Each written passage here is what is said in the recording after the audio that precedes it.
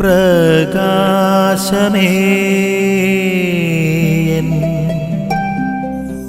മിഴി തുറക്കുക വേഗം.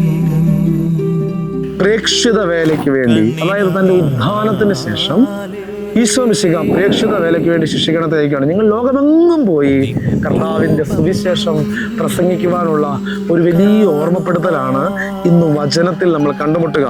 ക്രിസ്തുവിൻ്റെ ഈ സുവിശേഷ പ്രഘോഷണത്തിന് വേണ്ടിയുള്ള ഈ നിർദ്ദേശം, ക്രിസ്തു നൽകുന്ന ഈ പ്രേക്ഷിത വേലയ്ക്ക് വേണ്ടിയുള്ള ഈ നിർദ്ദേശം ഇന്ന് ലോകമെമ്പാടും അനുവർത്തിക്കപ്പെടുകയാണ്.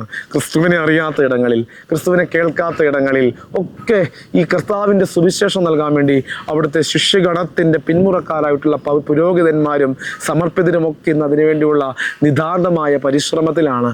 ഈശോ മിശിഹ ഈ സുവിശേഷത്തിൻ്റെ ഈ പ്രഘോഷണത്തിൻ്റെ ദൗത്യം നൽകുമ്പോൾ, ഞാൻ ഈ ഭൂമിയിൽ ഇനി നേരിട്ട് പ്രഘോഷിക്കുകയില്ല, മറിച്ച് എൻ്റെ പ്രിയപ്പെട്ടവരിലൂടെ ഈ സുവിശേഷം ഇനിയും ലോകത്തിൻ്റെ അവസാനം വരെ പ്രഘോഷിപ്പിക്കപ്പെടുമെന്നുള്ള ഒരു തിരിച്ചറിവാണ്. ഞാൻ പറഞ്ഞ കാര്യങ്ങൾ, ഞാൻ പറഞ്ഞ ഉപമകൾ, ഞാൻ ജീവിച്ച ജീവിതശൈലി, എൻ്റെ ആദർശങ്ങൾ, എൻ്റെ സുവിശേഷം അത് ലോകമെമ്പാടും പ്രഘോഷിക്കപ്പെടട്ടെ എന്നുള്ള ഈശോയുടെ സ്നേഹം നിറഞ്ഞ ആഹ്വാനമാണ് ഈ വചനത്തിൽ കാണുക.